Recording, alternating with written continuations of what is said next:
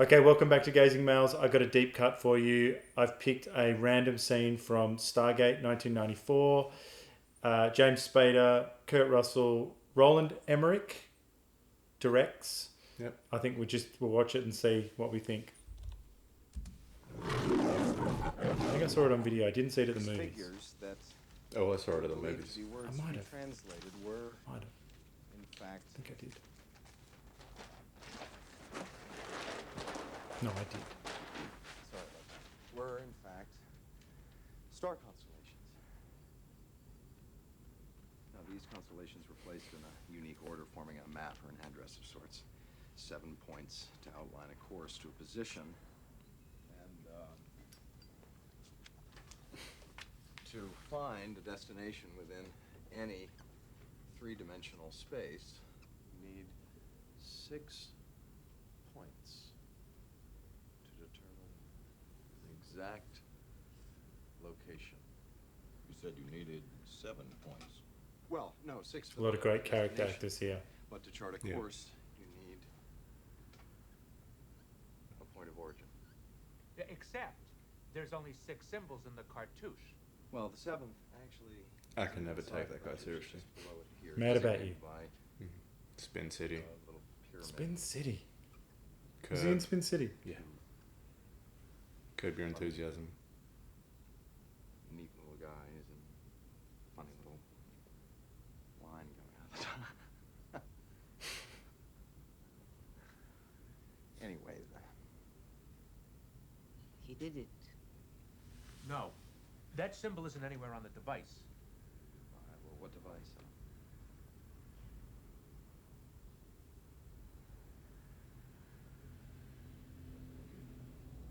Show it. Do you think anyone in the military at that time actually had the haircut Kurt Russell's rocking? They should have. Looks wicked. I mean, I know they did like the tie back and sides, but that seems a bit much. Crew cut, isn't it? Yeah, but they've almost like styled it up. I don't know. It's a lush score.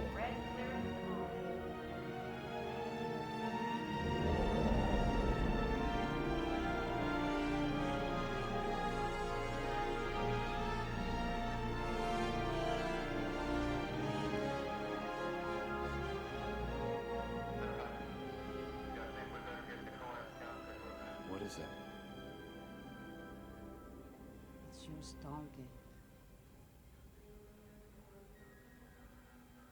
Come, Jax. Is this Roland Emmerich's best movie? Yes. Good call.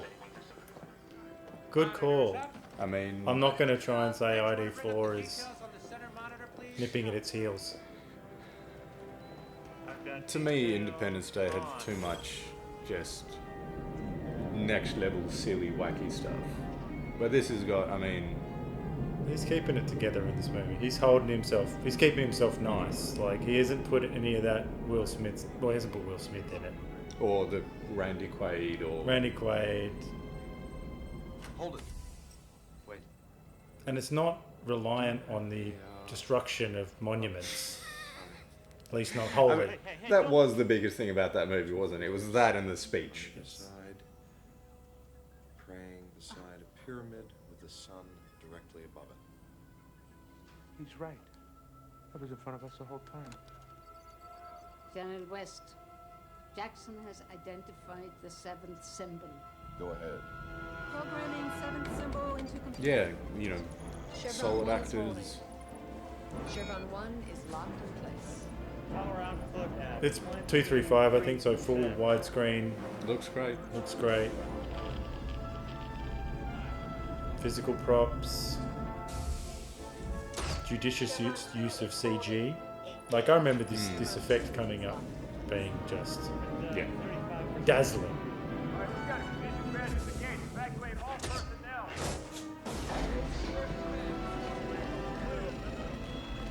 Like, I remember, I don't know if I've actually seen it since My father found it was in the cinema. 1920. Really? I don't know if I've seen it for the second time, but I kind of remember that Jackson, he found a nose. spoiler alert if you haven't seen it, they go to another planet which is basically the same as ancient Egypt. And Yes. it kind of felt like once it got there, they were stretching the limits of their budget. Oh, yeah. Like it just, everything was a bit As we have ever not where it should have been. But the big giant kind of animal masks for the Egyptian gods, So they were good. still awesome. So good.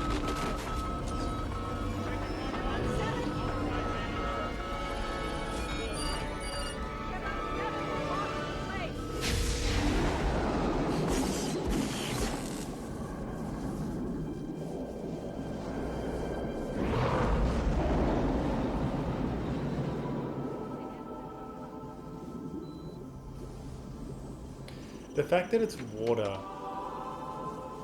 it's something that we can conceptualize and understand. Like, if they had made it some other stupid thing, like all this Doctor Strange crap. Do you not that I've seen much? I've only seen one of them, I think. But all the visualizations of going into... It's just too much. It's too much. You know? Well, also, to me, I looked at Doctor Strange and I went, oh yeah, they took Inception and then just did that. Right, I haven't seen that one. That they took that one scene in Inception when they fold the buildings. Oh, yeah.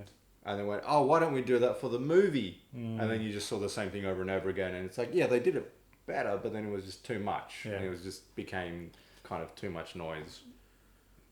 Well, so Stargate, you're not a fan of the series? No, I never got into the series because, I mean, as soon as they cast MacGyver... Well, I think it's one of those things, like, no shade on if you like Stargate on a Friday night, that's fine. But the movie is just great popcorn entertainment. Yep. And it's big. It's big. I mean, Kurt Russell and James Spader, fantastic. What a duo. Like, I mean, that's a dream duo. Yep. You know what I mean? Completely different actors. You know, I don't think we've seen them in any other film. And you just... I mean, all those character actors, but really it's the concept that I think people respond to. Everyone loves Egypt. Have you met someone who's like, oh, Egypt, I don't know what that was all about? Yeah, well, pyramids, I don't know, they're not that impressive. They are impressive. And this movie said, we have a theory on the pyramids, and we have a theory on the hieroglyphs and their obsession with certain gods and all of that. And that was what was made in the playground so dazzling to talk about. Because you were just like... I guess what I really like about movies like this is that it makes you feel like a kid. Egypt makes you feel like a kid anyway. Well, I remember this movie came out right around the time that we were actually learning about ancient Egypt in high school. Oh, wow. Yeah. So we were... And, you know, some of the astronomical stuff that they were doing at the beginning. Yeah. Because, you know, we were like learning that the 3 Great Pyramids of Giza were like set up to like, you know, perfect alignment with north and, you know, perfect alignment, like, you know, mimicking Orion's belt. So there was some sort of connection there to the stars.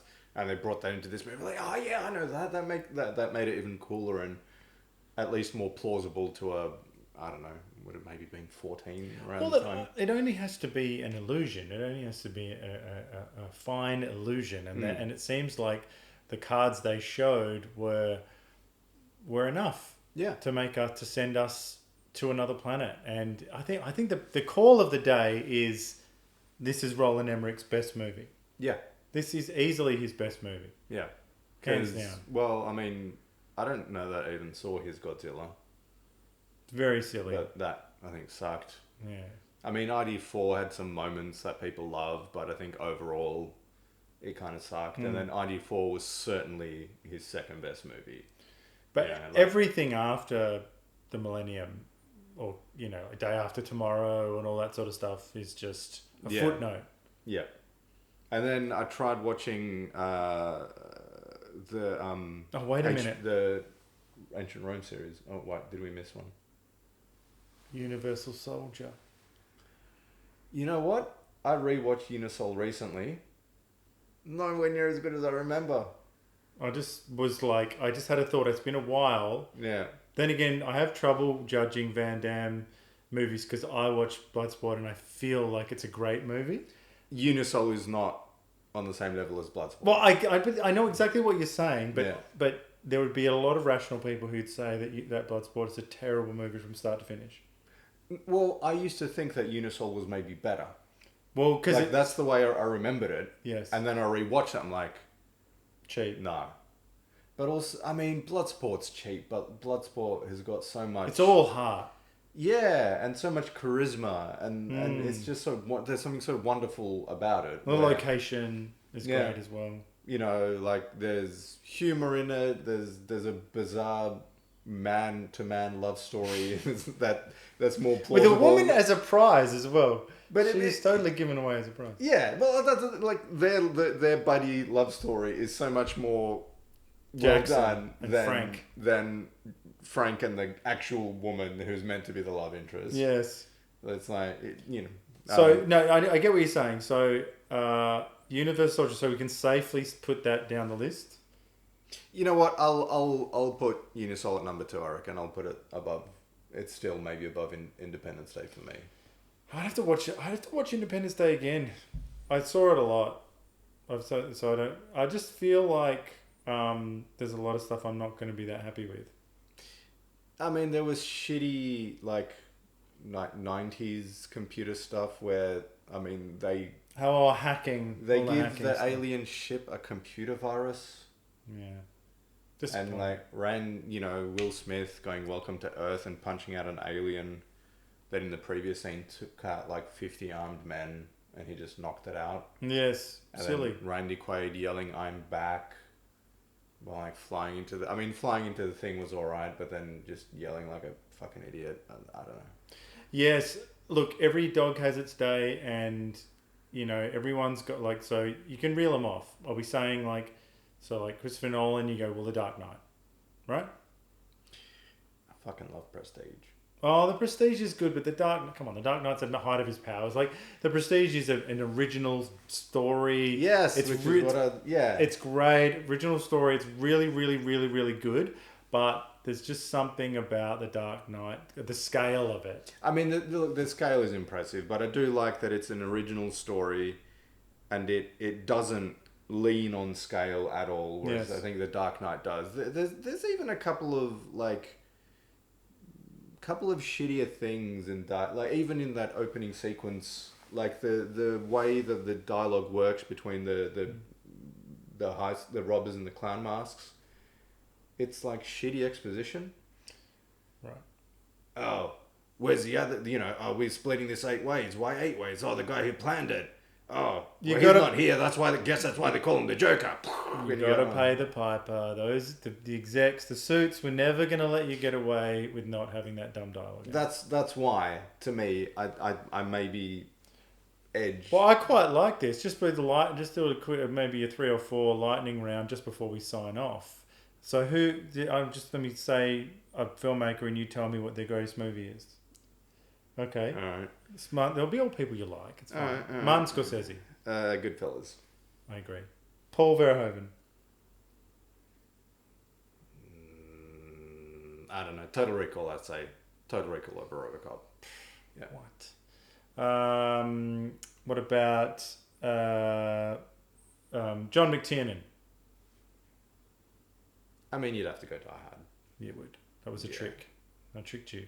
I mean, he's got some good shit, but it's Die Hard. Okay. Yeah. All right. You reckon Robocop over Total Recall? I do. I think Robocop's got something truly extraordinary. I did watch Total Recall the other day.